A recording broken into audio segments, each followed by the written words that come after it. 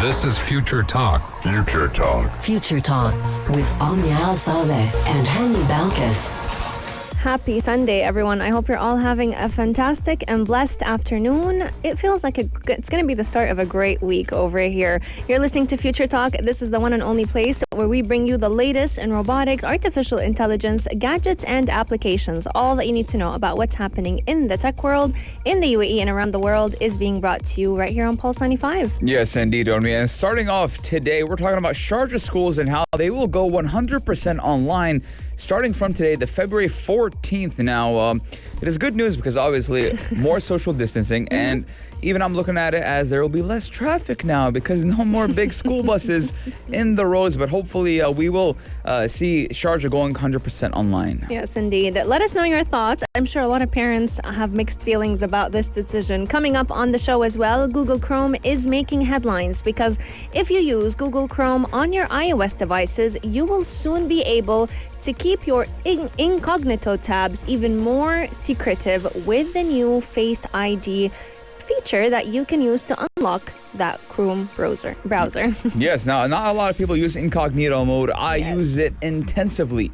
I use it all the time, especially when I'm on a computer that I don't actually use a lot. For example, a work computer if I want to search up something. So having this on your phone is very important as well. But talking about the gadget of the day, we're talking about Facebook working on a smartwatch with social and fitness focus. Now, it's very weird looking at Facebook going into that smartwatch industry, but again, it's not so weird because we're looking at Amazon, Apple, Samsung, all the big tech companies are going and looking for that kind of wearable technology industry. This news has been catching a lot of traffic recently, so we're going to be telling you all about it. Coming up on the show as well, we've talked about flying cars before, we've talked about trains, we've talked about hyperloops, but today's concept is a very interesting one because Hyundai is launching a car that can walk. Where could this be used? This is what you're going to be finding all about in just a few moments. Very interesting. And they will call that car Tiger. Ooh. Rawr. So we will see what's that all about. But we're talking about also Twitter and how it may allow users to receive payments from followers. Now, you know what the first thing I'm going to do, ladies and gentlemen,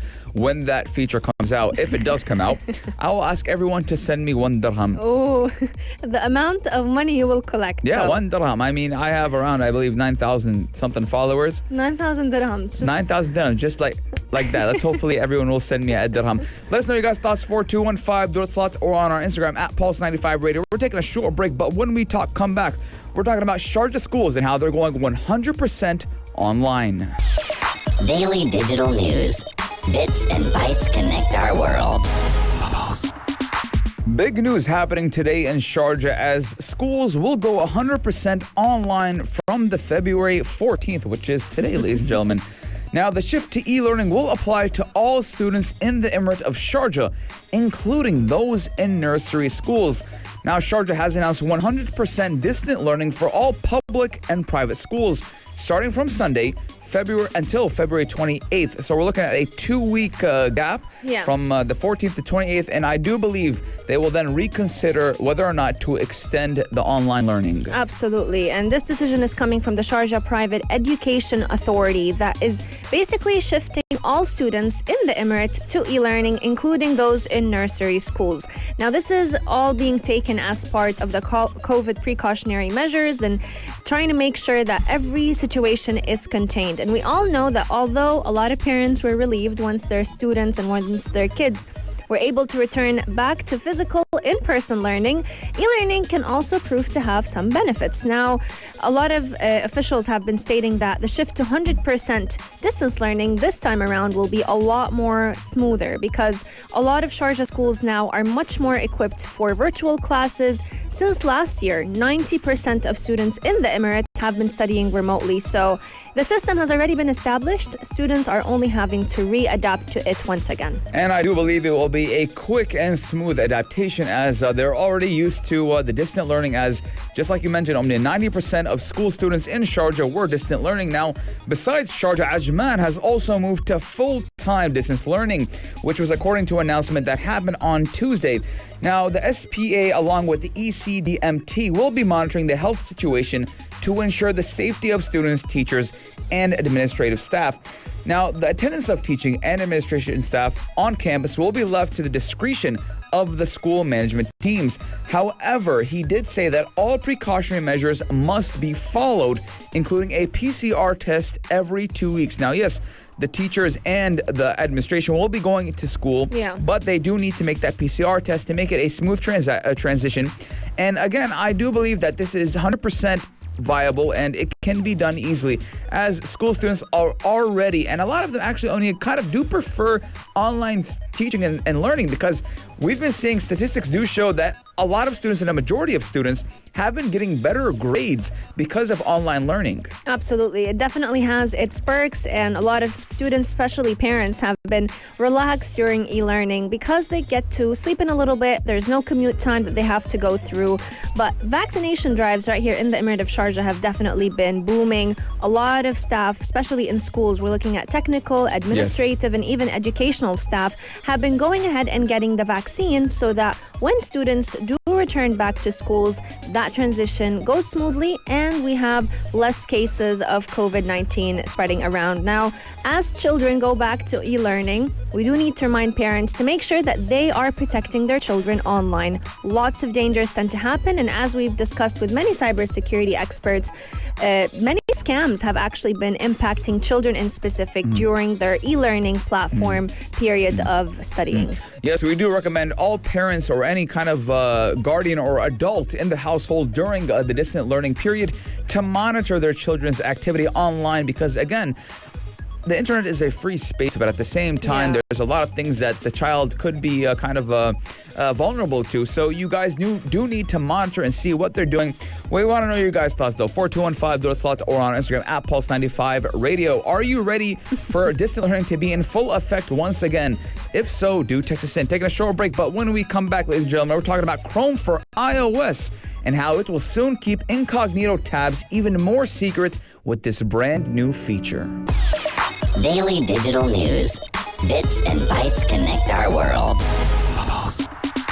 Don't we just love the Face ID feature on our iPhones? Well, if you are a fan of using your biometrics to unlock your devices, we've got good news for you, because Google is now testing a brand new privacy feature to its Chrome browser for all of its iOS users. This feature can basically lock all of your incognito tabs behind Face ID. So now you can actually make sure that all of your browsing is happening in a much more private manner. Yes, Google is testing a new privacy feature to its Chrome browser for iOS that can lock incognito tabs behind Face ID.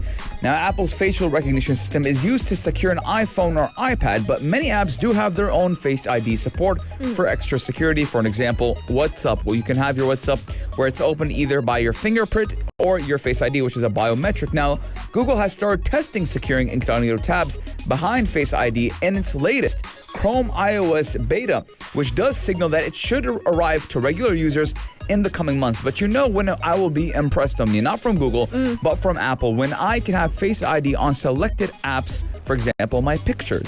That's an interesting one. A lot of people actually in the past were able to have passcodes on WhatsApp, on Photos apps. Yes. Now, my biggest fear is giving someone my phone.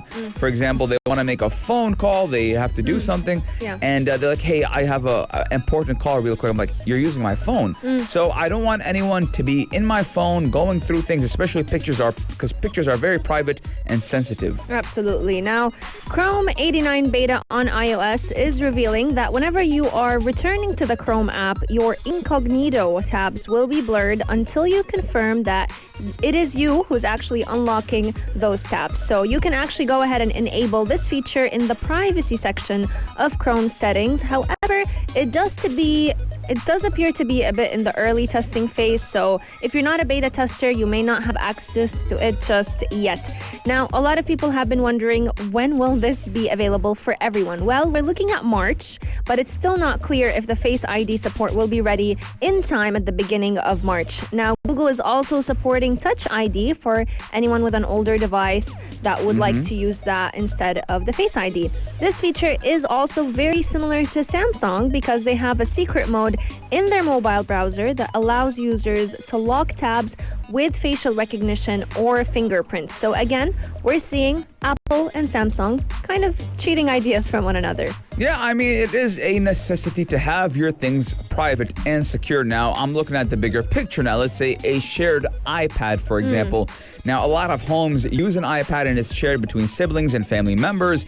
And obviously, I'm the type of person that if you touch my phone, I will get anxious. And I don't want anyone touching my phone because not only do I have private things, maybe security details, but only that, I Google search some stuff that is relevant to me and me only. And I don't want anyone to know what I'm Googling. Either it's a question about my health, it's a question about something that I need to know about. I don't want people to know what I'm going through or what I'm searching. So having this feature is very important. So hats off to Google for that extra layer of security. But I do want to ask the listeners and the audience watching us from YouTube Live or your radio station, not station, your radio in general, 4215 or on Instagram at Pulse95 Radio. Do you use Google Chrome for web browsing, and are you excited for that facial recognition incognito mode? Yes, I want to ask if they use the incognito tabs because I personally rarely do use them, but a lot of people I know actually are avid users of it. They don't even use Safari anymore and only use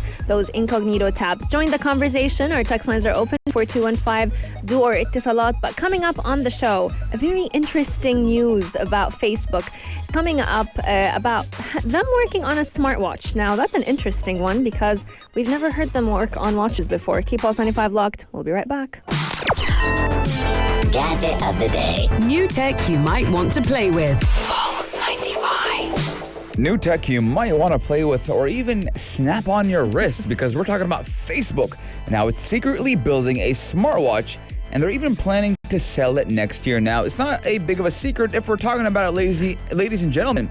Now, Facebook is building a smartwatch as part of its ongoing hardware efforts, and the device is said to be an Android-based smartwatch. Although it does not say whether or not Facebook does intend for the device to run on Google's Wear OS. It also does say that Facebook is working on building its own operating system for hardware devices, and that even future iterations of the wearable may run that software instead. It's very interesting that they're planning to collaborate with Android or Google rather than Apple. And I must say I do feel a little bit disappointed, but it is understandable taking after all of the drama that has been going on between the new iOS privacy regulations and Facebook. Even if there was no drama, Apple would not give anyone on the face of the earth their software. They would not give them anyone. They wouldn't, but I would think it would be a nice collaboration, Facebook, Apple, kind of smartwatch. It would be nice, but they would not give it. Apple is very greedy of their hardware and software, and even it goes to show. I mean, they kicked off Intel. True. And they said, no, listen, we'll create our own. These are our own chips. These are our own chips. But now Facebook does want to jump in, and what do you think the smartwatch would have, Omnia? They are going to have a lot of new features. So we're looking at having messaging within the watch itself, different health and fitness features, which is a usual for many wearables. And they're also planning to add an interesting gadget to this smartwatch. So they're planning to join the Facebook's Oculus virtual reality headsets and the Portal video chat devices as part of the social network's growing hardware ecosystem. So that's going to be interesting, being able to wear this watch but also pair it with your VR headset and their very own video chats. So I think it's going to be a win if it's actually applicable, since a lot of the times we've seen our different wearables, they're not really compatible with video chat apps. Yes, Omnia. Now, this is just going to help Facebook's growing hardware ecosystem. Now, Apple has laid out the blueprint that, hey, if all of our apps and devices kind of interconnect and have that ecosystem together, that is a great business plan. And we're looking at it when it does come to all our Apple devices. So Facebook is taking that blueprint, and they even are working on a branded Ray-Ban smart glasses, which will come out later this year, and even a separate augmented reality research initiative, which is known as Project Area, which is part of the company's broader AR explorations that it has been working on for some time now. But although Facebook did decline to comment regarding any planned smartwatch projects, because obviously Facebook is trying to keep it a secret, but I mean, the secret's out. The cat's out of the bag. It is a marketing scheme that they love to do, just, spread out little rumors and have everyone get excited over them. But I think it's very interesting that a company like Facebook is actually focusing more on virtual reality, augmented reality projects, and including different hardware devices that they've invented before as part of that ecosystem. They have about 6,000 employees working on these different AR and VR projects. And if they do become a reality, I think they'll definitely be a big hit in the smartphone industry. Now we're looking at a lot of big tech giants, and anyone that has to do with tech, whether it's Amazon, Facebook, Google, or any of the normal ones that you don't think that they'll jump into this industry. I mean, we're looking at how a lot of companies in the tech world want to be everything. Yes. And we're looking at it when it even does come to Apple. Apple's trying to get that Apple car. Amazon had been on a lot of endeavors itself, and even was looking at kind of challenging Elon Musk and Tesla. So we're looking at the tech industry, the tech world becoming everything we need to know, because we do know that the future is technology. The future is AI. It is AR. It is machine learning. And it just goes to show that either you jump on the train or you will be left at the train station. And we're looking at Facebook ahead of the train and jumping on it. Now, we're looking at this first step in Facebook, and I do think that eventually, Twitter will have to do something. I wouldn't be surprised. They're definitely trying to advance over other social media platforms, so this may just be their next hit. But let us know. We want to hear from all of you. Would you go ahead and buy a Facebook watch? It's funny now we say Samsung Galaxy watches, Doesn't Apple sound watches. nice. I don't like the tone of it. Hey, did you check out my new FB watch? Hey, it's awesome. I can write my status from here. Literally, or just like imagine the branding, the blue circle with the FB in the middle. I'm not feeling it, but we do need to ask the audience. 4215 do a slot or on our Instagram at Pulse95 Radio. Are you excited for the FB watch? Would you get it? Stay connected with the FB watch. Yeah, I wouldn't wear it for free. Don't underestimate it, because I'm sure a lot of the older generation would love such a watch. They got the Galaxies for it. They got the Samsung Gears for it. There's a lot of better alternatives. Many people who are obsessed with Facebook, especially Facebook News, they'll be in love with this watch. Let us know your thoughts coming up on the show. We're talking about Hyundai's brand new car that can't just drive because it can also walk. Check this out. Check this out. Pulse 95. Out of all forms of cars that we've discussed on the show, I did not expect to talk about a car like this. We've talked about cars that go in the speed of light. We've talked about flying cars, robotic cars, but never did I think we were going to talk about a walking car. And coming right out of Hyundai, yeah, I mean, only it's a robotic vehicle, and it's actually designed to work as a four-wheel drive or a four-legged walking machine. Now, Hyundai has revealed an uncrewed ultimate mobility vehicle, or called UMV, and its concept is named Tiger, which is an acronym for Transforming Intelligent Ground Excursion Robot. Now, the company's second UMV and the first design to be unscrewed can carry various types of payload while traveling over challenging terrain. Now, Tiger, which was developed, just like we said, Omnia, by Hyundai, is in partnership with Autodesk and Sundberg Ferrar, which is intended to carry payloads over remote and inaccessible terrain, and is designed to operate as a four-wheel drive or even a four-legged walking machine. Now, thinking about this, Omnia, I'm thinking automatically that this should be used on Mars or the moon. I agree with you, because the different legs that it has can allow it to travel on different terrains. And not just that, it's definitely giving every form of, person in love with mobility a different thinking pattern about this. It's reimagining the way we move in different, surfaces. It's reimagining the way we even approach rescue missions. Because can you imagine the amount of people's lives that you can save with a car like this, instead of wondering about whether or not the car can move throughout a certain road? All it'll have to do is get up and walk. Yeah. So it'll be just as mobile as, let's say, a motorcycle across many cars in a filled, lane of cars. Yeah, I mean, I'm looking at this as a different type of concept. For example, if supplies need to be sent to someone who is in a stranded area, helicopters, cars, or even bicycles cannot reach that area. That's where this type of UMV does come in handy. Let's say they're on top of a mountain, they're stuck in the desert, they're stuck in a cave. There's a lot of scenarios where this Tiger can be used. Now, I'm looking at how Tiger is saying the capabilities are actually designed to function as a mobile scientific exploration platform in extreme remote locations. And it's based on a modular platform architecture.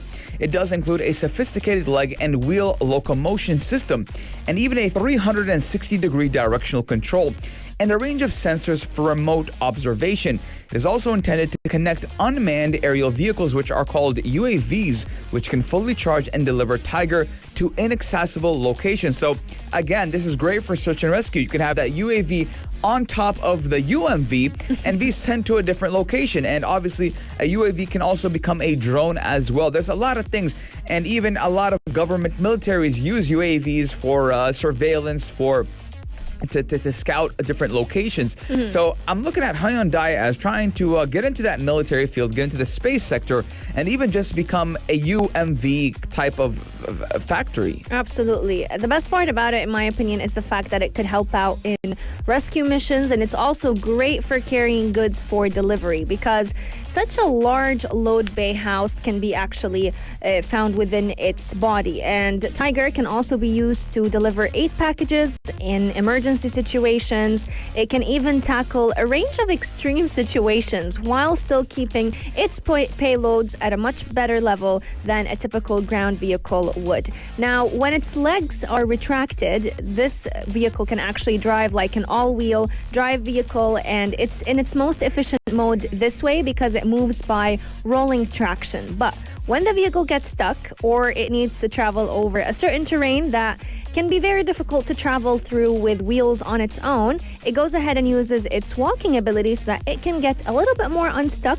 and travels more easily over that terrain. Yes, we're looking at a lot of car companies and a lot of type of vehicles in general moving towards that legged motion. Even we talked about a couple of weeks ago, or a couple of months ago, the taxi that does have its own legs in New York City, New York. So we're looking at a lot of companies trying to catch on to that legged kind of circular movement. Even Spot, the robot dog that can actually do those last mile deliveries to certain customers. I think it's very interesting how nowadays we're not looking at cars that fly more than we're looking at cars that can actually walk. I mean, it does look like something straight out of a sci-fi movie, I'll tell you that. But ladies and gentlemen, we do want to know your thoughts. 4215 or on our Instagram at Pulse95 Radio. Would you like to order something while you're stuck in a desert and you just see this? I believe that's the way it sounds when it's on its legs. I want to know how fast it walks. I mean, I want to know how fast it runs. Oh, that's an interesting Yes, one. indeed. 4215 taking a short break. But when we come back, we're talking about Twitter and how it may allow users to receive payments from its followers. Pulse 95. Apps all around. What's worth a click and download? Ladies and gentlemen, Twitter. That's what we're talking about today and how it may allow its users to receive payments from its followers. Now, the payment feature is to help social media platform earn more money and engagement. Now, Twitter Chief Executive Jack Dorsey did say that the company is exploring allowing its users to receive tips or digital payments from their followers. This is going to be an interesting method to implement to gain more money because just like you mentioned, Hani, at the beginning of the show, if every person with a big followership asked their followers for 1 dirham, a 1 dirham tip, they would gain a fortune by the end of, let's say, a day. So it's definitely going to be interesting seeing it come to life, but Jack Dorsey, who is the chief executive of Twitter, did say that this feature would help the social media platform gain more customers because it's basically focusing on this feature to become more or less like an economic incentive for people who are contributing to Twitter. So introducing this user tipping, one of the features being like that, and the other one being content subscription, would help the company diversify its revenue. Since we do know, as of right now, almost all of the money that comes out of social media platforms is based on advertising. Yes, and Twitter doesn't get that much money. I mean, Twitter is a huge platform, yes, 100%, but it just doesn't make that much money as you would expect. Now, it does look like they're coming at the approach of OnlyFans. For those who don't know what OnlyFans is, obviously, if let's say, for example, a celebrity, you like their content and you want to go to a more exclusive, maybe about their talks, about certain pictures, videos, or let's say, for example, I'm a person who creates computers for a living, and you want to know the tips and tricks of how to make a computer. Well, you come into my OnlyFans, you pay a fee of whatever the celebrity puts it at, and then you have access to those pictures, videos, and even content like articles. So we're looking at Twitter, trying to get that same aspect of that, but introducing user tipping and new features like content inscriptions would, just like you said, Omnia, help the company diversify its revenue, which it does currently earn mainly from selling advertising on Twitter. Yes. Now, Jack Dorsey did also say that he's not expecting subscriptions to be meaningful to Twitter's revenue until at least a year passes by and see how it's actually performing. Now, just last month, we're looking at Twitter actually looking at news as a form of creating revenue for Twitter, because they bought the newsletter startup Revu that is hoping to attract users who are looking for creating long-form content. Since we do know Twitter has that 144 character 60. limit. Oh, now it's 60. Yeah. Okay, so that shows that I don't really use Twitter that much. That 60. Let me make sure. I thought it was 144, unless they decreased it.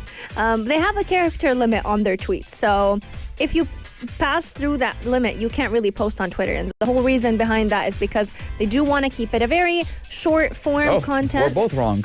How long is it? 280 characters. Oh, wow. Okay. Yeah. So you have a lot to write in a tweet. Yeah, I mean, it's a lot. But again, just going Not back... as long as other platforms, though. Just going back to your point, Omnia, you did mention the startup review, and I was trying to get into that news. Well, a lot of people use Twitter just mainly for a news outlet, as you can follow the big media companies or the media accounts or a newspaper article account, and you can get all those news from there and just go, for example, let's say Sharjah 24 posts something about Sharjah, then you have Khalij Times talk about something else, and you can just click on those links and you'll be redirected to that website. Out Pulse 95 on Twitter. Yeah, but the thing that I'm looking at, Omnia, is how many people are willing to put their credit card information on Twitter. Yeah, that's an interesting one. Also, making something that used to be for free now at a cost, even if you're introducing new features, just like you mentioned with, influencers, it's very similar to what many influencers have been doing with a platform called Patreon. Many people have been using it to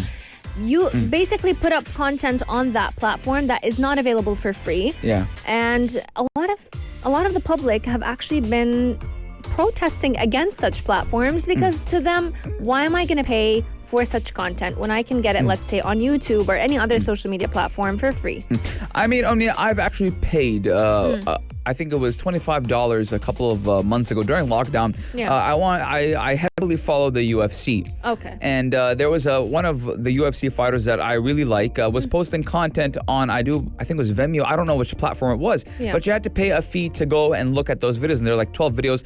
And I mean, it was insider information. I was getting to know insider information, the tips and tricks, his training camps, and all of that. And sometimes that content is worth paying for. Just again, at the end of the day, it depends on who the person you're paying to, whether you like their content. So let's say, for example, let's talk about a well-known, inspirational, motivational figure. Like Oprah Winfrey, you name it. Influencer, and this person talks a lot about issues that you have concerns about or you learn from this person. So why not? I mean, again, at the end of the day, most of the things on social media are for free, whether it's YouTube, Twitter, Instagram, I can name them all. And a lot of people do make a living from YouTube, but not a lot of, no one makes a living off of Twitter. True.